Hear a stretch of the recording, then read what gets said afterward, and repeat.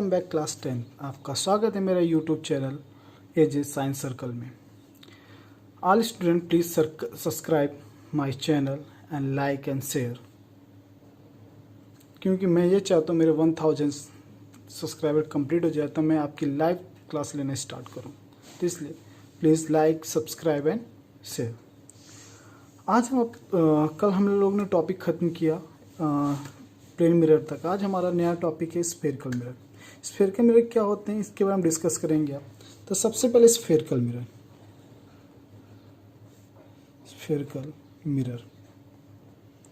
Spherical mirror क्या होते हैं? Mirror whose reflecting surface curved, मतलब वो मिरर जिनकी रिफ्लेक्टिंग सरफेस क्या हो, कर्व्ड हो। मतलब इसकी डिफिनेशंस बनती है mirror whose reflecting surface curved, मतलब जिसकी रिफ्लेक्टिंग सरफेस कर्व हो।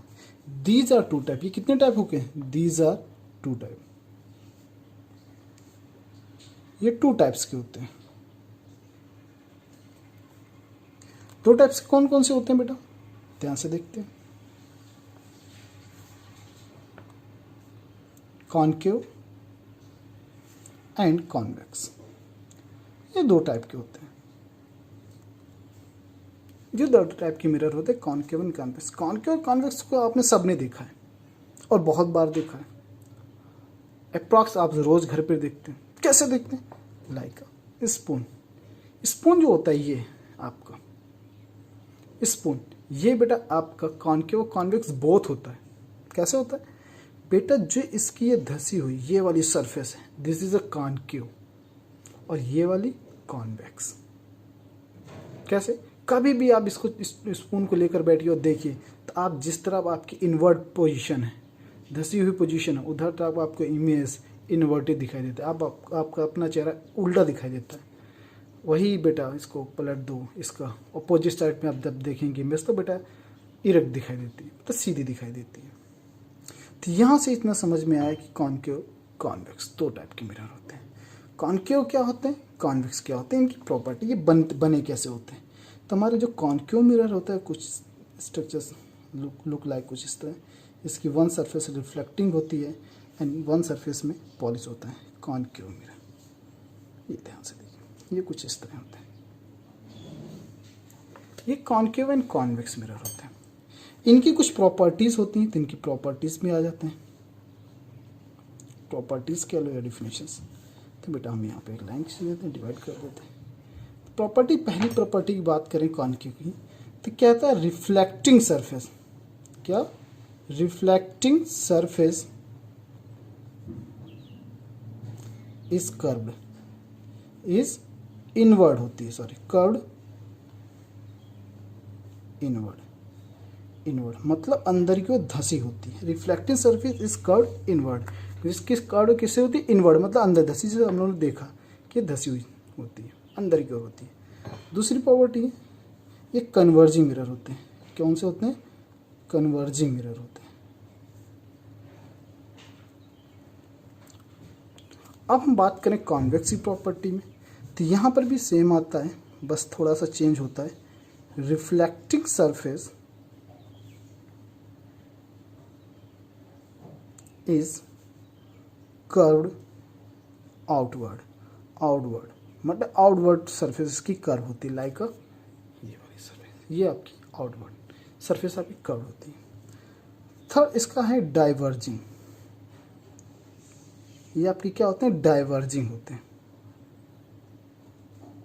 कन्वर्जिंग और डाइवर्जिंग का मीन्स क्या होता है? कन्वर्ज मीन्स होता है कि आपको रेज को एक पॉइंट पे लाना, मतलब एक पॉइंट पे मीट कराना, कन्वर्ज मीन्स होता है। डाइवर्ज मीन्स होता है दूर दूर भेजना। जैसे लाइक यहाँ पे रेज पास में आ रही है, ऐसे पास में आना, पास में आ जाना, इस तरह। डाइवर्ज का मतलब दूर जाना, ऐसे दूर जाना। तो सिंपल से कन्वर्ज। आपका जो कॉनकेव मिरर है, आफ्टर रिफ्लेक्शंस लाइट रे को बेटा पास में लाता है, और बेटा जो आपका कॉन्वेक्स होता है वो दूर दूर लेकर जाता है। तो ये होता है कॉन्वेक्स। Concave and convex. और कॉनकेव और कॉन्वेक्स बनते कैसे हैं? तो सिंपल से हमने बोला mirror whose reflecting surface curve, वो मिरर जिसकी रिफ्लेक्टिंग सरफेस क्या होती है? कर्व होती है, वो आपके क्या होते हैं, स्फेयर होते हैं, सॉरी स्फेरिकल मिरर होते हैं। स्फेरिकल मिरर बनते कैसे हैं, ध्यान से समझ लेते हैं। सिंपल सा हमारा एक स्फेयर, होलो स्फेयर होता है, ग्लास का एक होलो स्फेयर,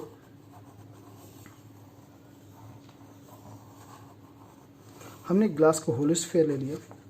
बेटा स्फेयर लिया तो इसका एक सेंटर भी होगा, हमने एक सेंटर भी ले लिया। इस सेंटर को centre of curvature capital C से डिनोट करते हैं। बेटा सेंटर कर्वेचर होगा तो सेंटर बेटा आपका एक रेडियस भी होगी और एक डायमीटर भी होगा। तो बेटा यहां तक की डिस्टेंस हमारी क्या बनती है, रेडियस बनेगी, और यहां से यहां तक की डिस्टेंस पूरी डायमीटर बनेगी।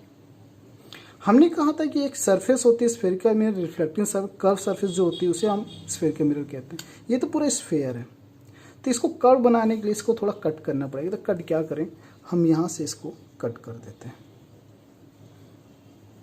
इतना कट के इतना पार्ट अलग कर लिया जिससे हम बोल दिया एम एन, और अदर पार्ट को हम इरेज कर देते हैं।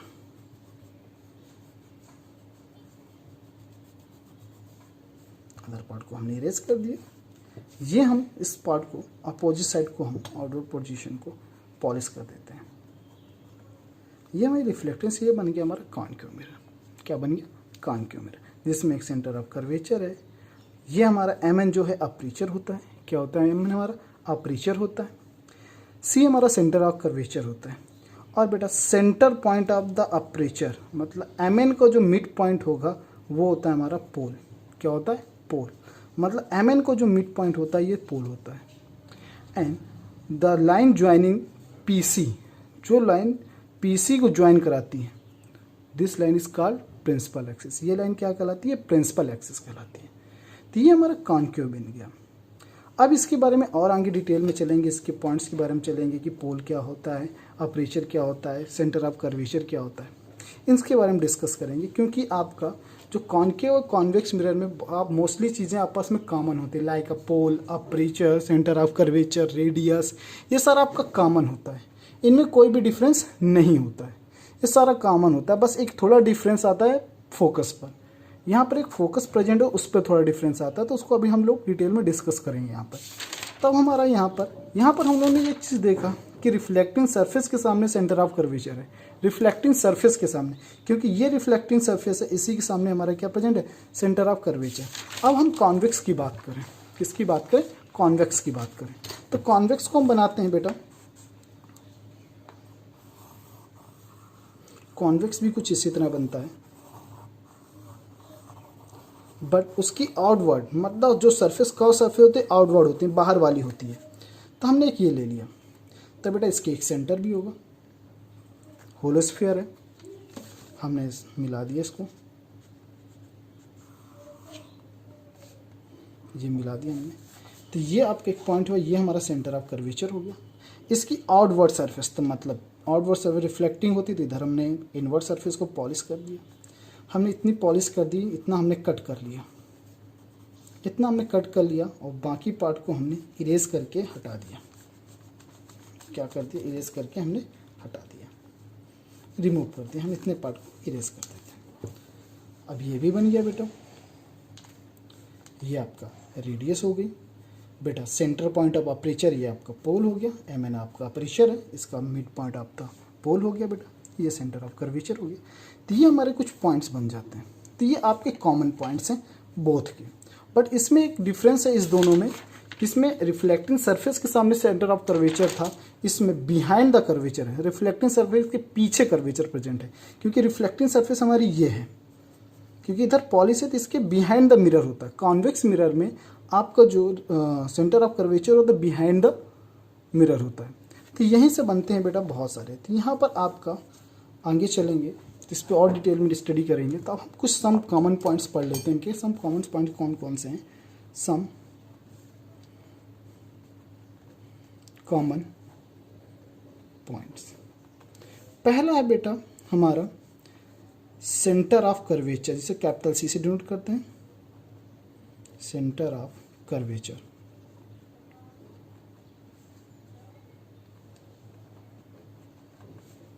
अब सेंटर ऑफ कर्वेचर क्या होता है, तो सिंपल था, इसकी डिफिनेशन बनती है the centre of the hollow glass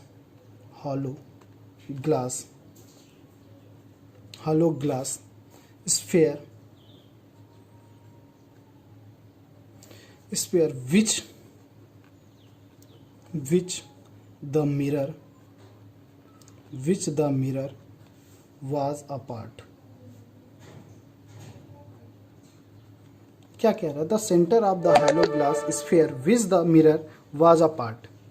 जो बेटा मिरर का पार्ट होता है, सिंपल सा हेलो ग्लास का मिरर जो पार्ट होता है वही उसका सेंटर ऑफ कर्वेचर। जो centre of curvature hello glass का होता है वही सेंटर ऑफ कर्वेचर किसका होता है? मिरर का होता है।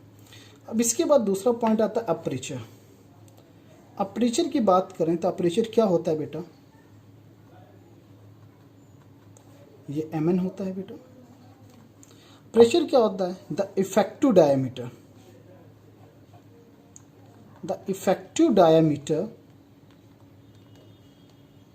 diameter of spherical mirror मतलब स्फेरिकल मिरर का जो इफेक्टिव डायमीटर है उसे हम क्या बोलते हैं? अपर्चर। मतलब ये वाला आपका जो mn है ये हमारा क्या होता है? अपर्चर होता है। ये हमारा सेंटर ऑफ कर्वेचर होता है। इसके बाद हम देखें बेटा अगला पॉइंट को, तो वो होता है पोल। अब पोल क्या होता है बेटा? समझते हैं बेटा। द सेंटर ऑफ द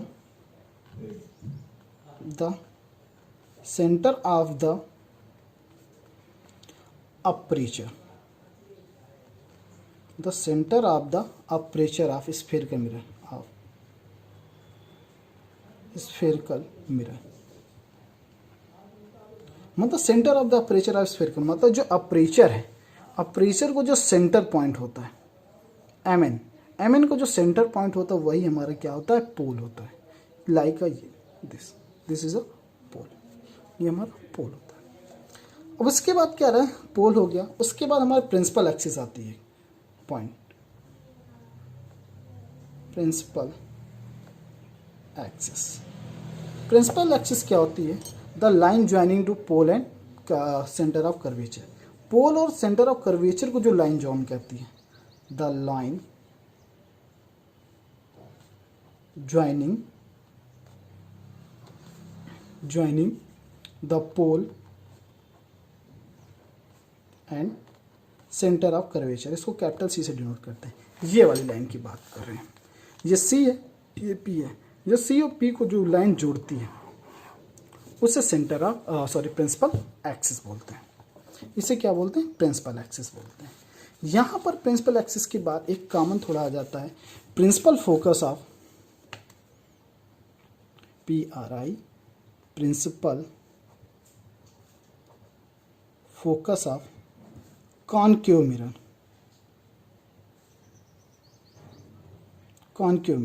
ये principal focus of concave mirror क्या होता है? इसको पहले हम डिफिनेशन लिख लेते हैं, उसके बाद इसको हम डिटेल में समझते हैं। The point on principal axis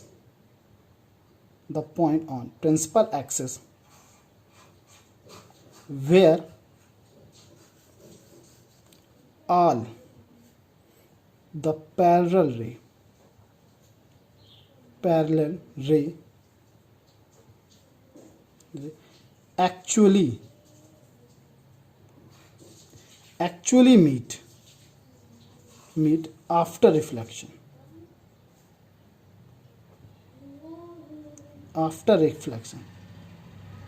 This point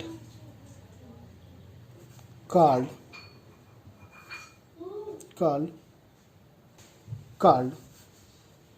principal focus of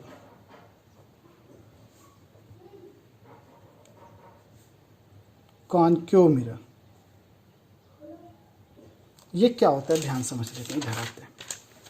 अब उसने हमने क्या बोला? The point on principal axis where all the parallel ray का मतलब क्या है बेटा? जब आपकी प्रिंसिपल एक्सिस से पैरेलल रेज आती हैं बेटा,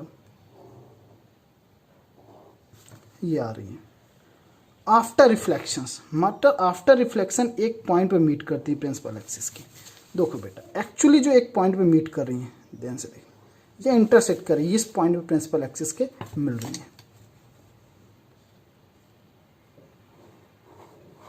प्रिंसिपल एक्सिस एक पॉइंट में मिली, इसी पॉइंट को हम क्या बोलते हैं? Principal focus. क्या बोलते हैं? Principal focus. उसी के definition, the point principal axis where all the parallel ray actually meet after reflection, this point called principal focus of concave mirror. इसके बाद आ जाता है principal focus of convex mirror. अब हम बात करते हैं principal focus of convex mirror. Simple सा डिफिनेशन पूरी यही होती है, सेम डिफिनेशन यही है, बट थोड़ा डिफरेंस आता है। क्या आता है वो देखते हैं। The point on principal axis where all the parallel ray to appear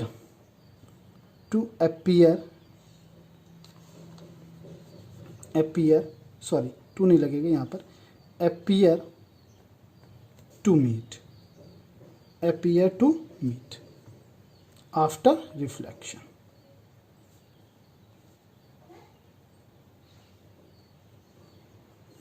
This point called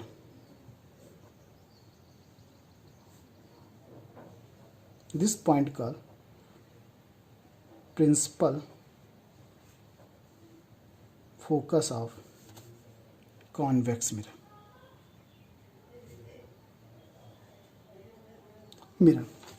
यहां पर दोनों में क्या डिफरेंस है? यहां पर टू मीट अपीयर, यहां पर अपीयर वर्ड जुड़ा, अपीयर टू मीट, यहां पर जुड़ा एक्चुअली मीट। यहां अपीयर होती है मिलती हुई एक पॉइंट पर प्रिंसिपल एक्सिस की। वो कैसे होती हैं अपीयर, ये समझ लेते हैं। हमने आप लोगों को बताया था बेटा अभी थोड़ी देर पहले कि आपका जो कॉन्केव मिरर होता है उसमें साइनिंग रिफ्लेक्टिंग सरफेस के सामने सेंटर ऑफ कर्वेचर होता है, but convex mirror behind the mirror होता है। तो जब बिहाइंड द मिरर होता है, जब पैरेलल लाइंस बेटा आपकी आती हैं, ये पैरेलल लाइंस आ रही हैं,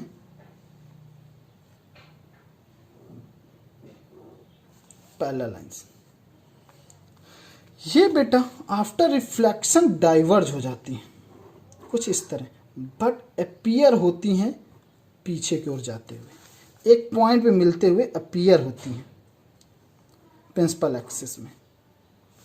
अपीयर मतलब यहाँ डॉटेड, क्योंकि बिहाइंड द मिरर के पीछे वर्क हो रहा है तो इसलिए अपीयर होता है, यहाँ अपीयर वर्ड जोड़ा जाता है।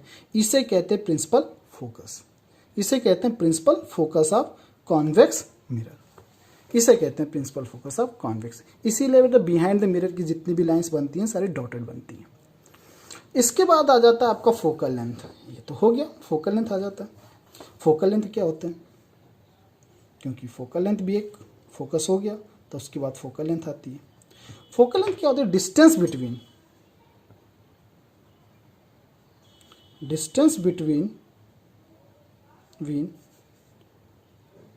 पोल एंड फोकस। जो डिस्टेंस होती है पोल टू फोकस, ये पोल टू फोकस जो डिस्टेंस है, पोल से लेकर फोकस तक की जो डिस्टेंस है, यही आपकी क्या कहलाती है? Focal length. क्या कहलाती है? Focal length. ये आपकी जो पोल टू फोकस आपकी डिस्टेंस है। अब ये आपकी फोकल लेंथ यहाँ से एक बनता है, कभी कभी पूछ लिया जाता है, relationship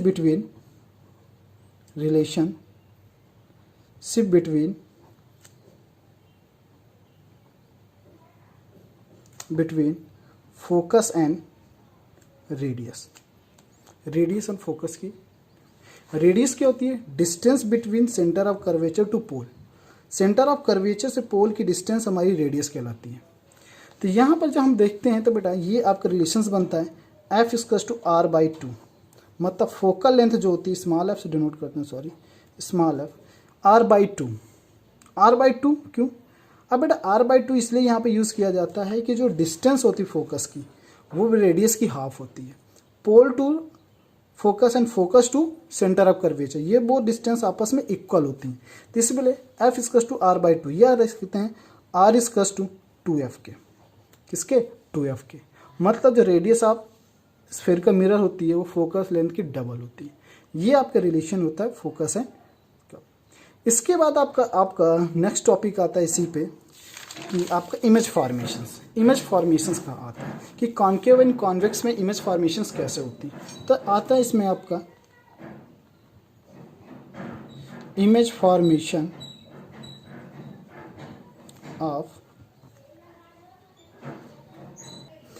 formation of concave and convex mirror.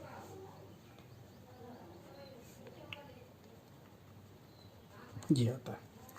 तो बेटा जब इमेज फॉर्मेशंस होते हैं तो उसके पहले इसके कुछ रूल्स होते हैं कि इमेज फॉर्मेशंस के रूल्स होते हैं कि कौन सी रे किस तरफ से जाएगी, तो रिफ्लेक्शंस के बाद वो कहाँ से जाएगी। तो बेटा इसके पहले रूल आते हैं। पहले इमेज फॉर्मेशंस के पहले रूल पढ़ते हैं, rule of image formation. Image formations के रूल ऑफ कॉन्केव, पहले कॉन्केव में चलते हैं फिर कॉन्केवेक्स, कॉन्केव में फिर कॉन्वेक्स में चलते हैं। आपका इसमें मूव करते हैं। अब आगे बेटा चलते हैं। तो बेटा सबसे पहला फर्स्ट रूल आता है आपका, पहले हम डायग्राम बनाते हैं। पहला रूल है क्या, बहुत ध्यान से समझेंगे। इसको पॉलिश कर देते हैं। इसके बाद हम प्रिंसिपल एक्सिस ड्रॉ कर देते हैं। प्रिंसिपल एक्सिस ड्रॉ कर देंगे। ये हमने प्रिंसिपल एक्सिस डाला। ये हमारी पोल हो गया, ये हमारा फोकस हो गया, ये हमारा सेंटर ऑफ कर्वेचर हो गया। पहला रूल ये कहता है बेटा, इफ इंसिडेंट रे या light ray parallel to principal axis, incident ray या light ray parallel to principal axis after reflections goes to focus. कहाँ से जाएगी, फोकस से जाएगी। आफ्टर रिफ्लेक्शंस कहाँ से जाएगी, फोकस से जाएगी। तो पहला रूल ये कहता है इंसिडेंट रे और लाइट रे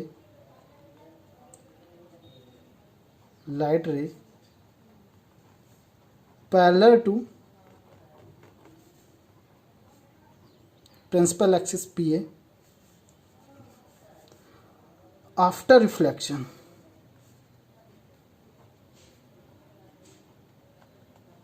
reflected ray goes to focus at the focus goes at the focus से जाती है। ये पहला रूल था। दूसरे रूल की बात करें, समझ में आ गया होगा। दूसरे रूल की बात करें, अब बेटा दूसरा रूल जो फर्स्ट रूल है इसका जस्ट अपोजिट होता है। वो फर्स्ट रूल के बेटा यहाँ पर डायग्राम, ये हमारा पोल हो गया, focus and centre of curvature. अब बेटा incident ray comes from the focus. अब कोई इंसिडेंट रे कहाँ से आ रही, फोकस से आ रही है। ये फोकस से आ रही, चाहे नीचे से ऊपर के चाहे ऊपर से नीचे, मतलब फोकस से, मतलब इंसिडेंट रे का जो पाथ हो वो फोकस से होकर आ रहा हो। जब फोकस होकर तो आफ्टर रिफ्लेक्शंस बेटा ये पैरेलल हो जाती है रिफ्लेक्टेड प्रिंसिपल एक्सिस के। After reflection reflected parallel to principal axis, ये प्रिंसिपल एक्सिस के पैरेलल हो जाती है। ये सेकेंड लॉ था, ये पैरेलल हो जाती है। अब यहाँ पर एक चीज़ हम लोग थोड़ा भूल गए, उसको मैं करेक्ट कर देता हूँ। बेटा जब हमारा इस तरह का रिफ्लेक्शंस होता है तो बेटा जो सेंटर ऑफ कर्वेचर से जब भी आपका जहाँ पर लाइट स्ट्राइक करती है, जहाँ पर फॉल डाउन हो जाती है, इंसिडेंट रे और रिफ्लेक्टेड जहाँ से इराइज और फॉल डाउन होती है, वहाँ से जो सेंटर ऑफ कर्वेचर से हम करते हैं बेटा, तो वो नॉर्मल रे की तरह बिहेव करता है। किसकी तरह, नॉर्मल रे की तरह बिहेव करता है। तो मतलब इंसिडेंट की तरफ एंगल I, ये एंगल R बन जाता है। इसी तरह बेटा यहाँ पर होता है सेंटर ऑफ कर्वेचर से बेटा, जहाँ पे फॉल डाउन हुई है, यहाँ से रिफ्लेक्टेड राइज हो रही है, यहाँ पर इंसिडेंट रे फॉल डाउन हुई है, तो यहाँ से बेटा एक सेंटर ऑफ कर्वेचर से जो रे आएगी, फॉल डाउन होगी यहाँ पर, वो एक नॉर्मल रे की तरह बिहेव करेगी। रिफ्लेक्शंस के लॉ में पढ़ा होगा, incident ray, normal ray and reflected ray fall down same plane. तो वही सेम प्लेन में आपका तो जितनी भी कर्वेचर से लाइन आती हैं जब भी, तो बेटा जहाँ पे फॉल डाउन होगी इंसिडेंट और रिफ्लेक्टेड रे के साथ, तो आपकी जो कर्वेचर से लाइन है वो एज अ नॉर्मल रे की तरह बिहेव करती है। तो ये बेटा एंगल आई और एंगल आर बन जाते हैं। इसी तरह हमारा थर्ड केस आता है। थर्ड केस क्या है बेटा, ध्यान से देख लेते हैं।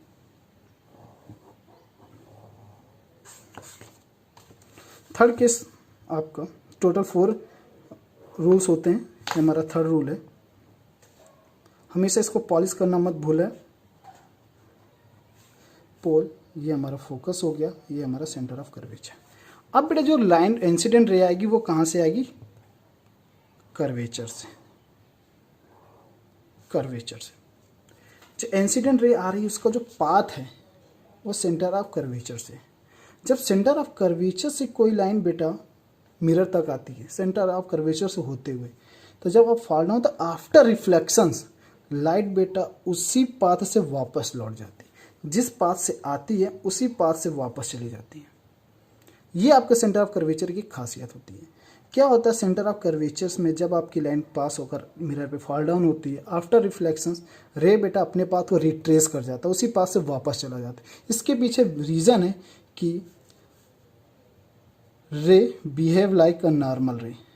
रे बिहेव कैसे करती है, नॉर्मल रे के लिए, एज लाइक नॉर्मल रे, नॉर्मल रे की तरह बिहेव करती है। और नॉर्मल रे 90 डिग्री में फॉल डाउन होती है और उसी पाथ से वापस आ जाती है।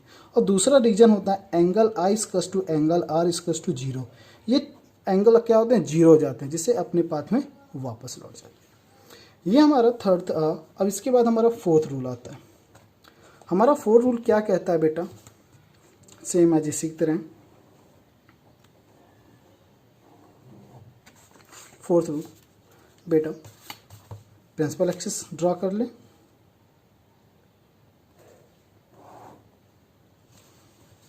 अब बेटा पोल, फोकस एंड सेंटर। अब यहाँ पर फोर्थ रूल क्या कहता है कि if incident ray fall on a pole, pole पे फॉल डाउन हो, मतलब पोल पे फॉल डाउन हो, लाइक पोल पे फॉल डाउन हो। जब बेटा पोल पे फॉल डाउन होती है इंसिडेंट रे, तो बेटा रिफ्लेक्टेड रे पोल से ही रिफ्लेक्ट हो जाती है।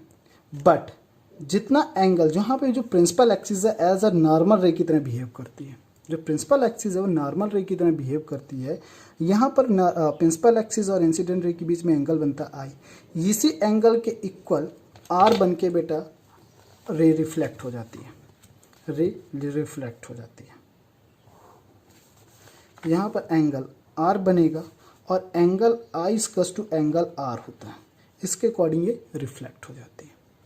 ये हमारा था कॉनकेव का। ये कॉनकेव के 4 रूल थे। आप ये 4 रूल बहुत इंपॉर्टेंट है, क्योंकि इन्हीं 4 रूल पर जितना आपका इमेज फॉर्मेशन है पूरा डिपेंड है। कॉनकेव का जो पूरा इमेज फॉर्मेशन इन्हीं 4 रूल पर डिपेंड है। इन्हीं 4 रूल से आप जितनी भी केसेस पढ़ेंगे इमेज फॉर्मेशन के वहाँ पर पढ़ेंगे। इसके बाद इसके नेक्स्ट टॉपिक के बात आते हैं कॉन्वेक्स की। हम कॉन्वेक्स की बात करें तो इमेज फॉर्मेशन रूल की, rule of image formation of convex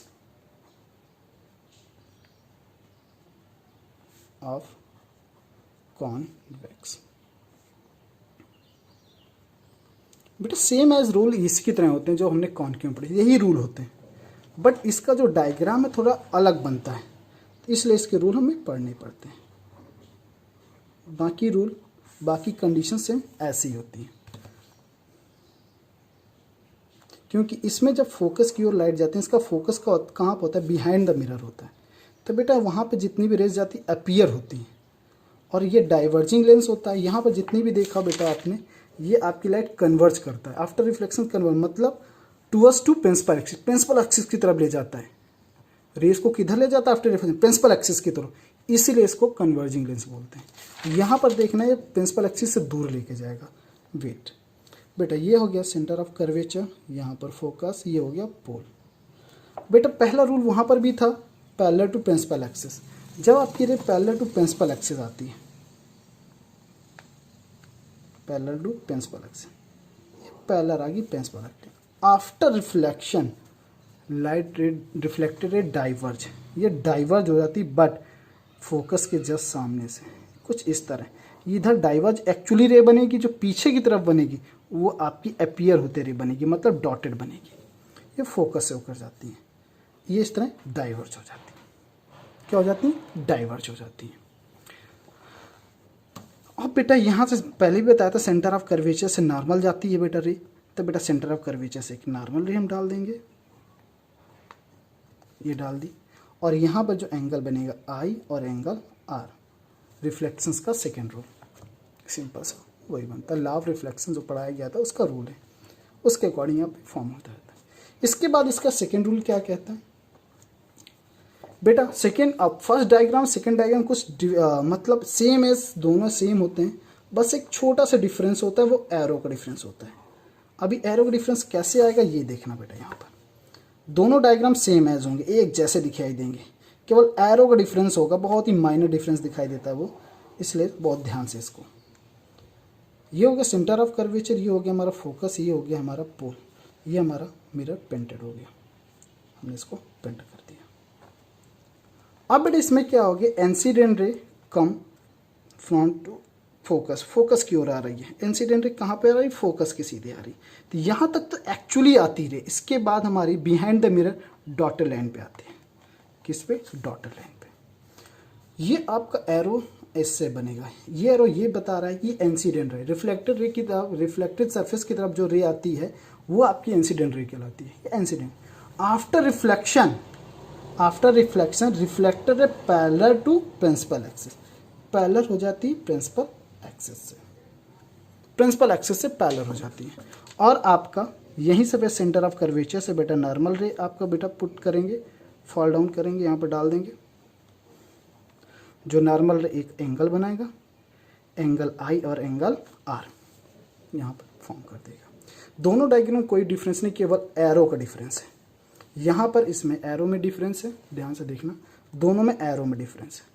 यहाँ पर आपका पैरेलल टू प्रिंसिपल एक्सिस है, आफ्टर रिफ्लेक्शन बेटा डाइवर्ज होती, फोकस में आती हुई अपीयर होती। यहाँ पर इंसिडेंट फोकस में आ रही है, आफ्टर रिफ्लेक्शन पैरेलल हो जाती है किसके? प्रिंसिपल एक्सिस के। उसके बाद बेटा आपका थर्ड आपका सेंटर ऑफ कर्वेचर, वही वाला बेटा बिल्कुल सेम रूल। यहाँ पर क्या होता है? Angle I equals to angle R equals to zero हो जाता है। जब एंगल आई और एंगल आर आपस में जीरो होते हैं आपस में, तो यहाँ पर एंगल जो बनते हैं इंसिडेंट वो जीरो हो जाते हैं। इस वजह से आपका जो जब भी सेंटर ऑफ कर्वेचर पे इंसिडेंट रे फॉल होती है तो बेटा वो रिट्रेस कर जाती है पाथ में, जिस पास से आती है उसी पाथ में वापस चले जाती है। उसके बाद हम बात करें आपकी लास्ट केस, मतलब फोर्थ केस की ओर चलते हैं बेटा। फोर्थ केस में सिंपल सा आपका कॉन्केव मिरर की तरह ही होता है फोर्थ केस, कि पोल पे आपके इंसिडेंट रे फॉल डाउन हो जाती है और आपका एंगल आई के अकॉर्डिंग एंगल आर आपका फॉर्म होता है और रिफ्लेक्टेड रे पास हो जाती है, आपके रिफ्लेक्ट बैक हो जाती है। तो सिंपल से बेटा हम एक मिरर बना लें, ये मिरर है हमारा कॉन्वेक्स मिरर। बेटा इसको हम पॉलिश कर लेते हैं, पॉलिश कर लिया। और जब पॉलिश कर लिए तो इसमें प्रिंसिपल एक्सिस भी एक होगी बेटा, प्रिंसिपल एक्सिस भी ड्रॉ कर दिया। प्रिंसिपल एक्सिस होगी तो बेटा पोल होंगे, फोकस होगा, सेंटर ऑफ कर्वेचर होगा, इतना हो गया। अब बेटा यहाँ पे इंसिडेंट रे एट अ पोल, मतलब फॉल डाउन होती है कहाँ पर? पोल पे। अब पोल और बेटा प्रिंसिपल एक्सिस बीच में एक एंगल बनेगी जिसे कहते हैं एंगल आई, क्योंकि यहाँ पर जो प्रिंसिपल एक्सिस वो आपका एज ए नॉर्मल रे की तरह बिहेव करती है। अब यहाँ पर एंगल आर बनेगा इक्वल्स टू एंगल आई, यहाँ पर जो angle I equals to angle R बन जाएगा और आपकी रिफ्लेक्टेड रे रिफ्लेक्ट हो जाएगी सनलाइट ऐसे। तो ये आपके चार केसेस थे, आपके चार केसेस आपको यहाँ पे बताए गए कॉन्वेक्स मिरर के, उधर कॉन्केव मिरर के। ये आपकी जो रूल होते हैं, सॉरी केसेस नहीं, इनको रूल बोलते हैं। ये जो रूल्स होते हैं इमेज फॉर्मेशंस के, जब आप केसेस पढ़ाए जाएंगे आपको कि ऑब्जेक्ट कहाँ पे प्लेस किया जाता है, इमेज कैसे बनेगी, इमेज का फॉर्मेशंस कैसा होगा, ये सारे वहाँ पर ये रूल बहुत ही इंपॉर्टेंट रोल प्ले करते हैं। क्योंकि ये रूल आपको यहाँ पे समझ लिया आपने, तो वहाँ पर इमेज फॉर्मेशंस को आपको बनाना कोई आपको डिफ़िकल्ट नहीं रहेगा, बहुत ही ईजी हो जाएगा आपको इमेज फॉर्मेशन बनाना। तो इसलिए इन रूल्स को एक बार पढ़ लेना और इसमें जो भी डाउट हो मुझे कमेंट बॉक्स में ऐड करना, मैं आपके डाउट्स को क्लियर कर दूँगा। तो इसलिए क्लास मेरे ग्रुप को, मेरे चैनल को बेटा सब्सक्राइब करें, लाइक करें, शेयर करें। Good night.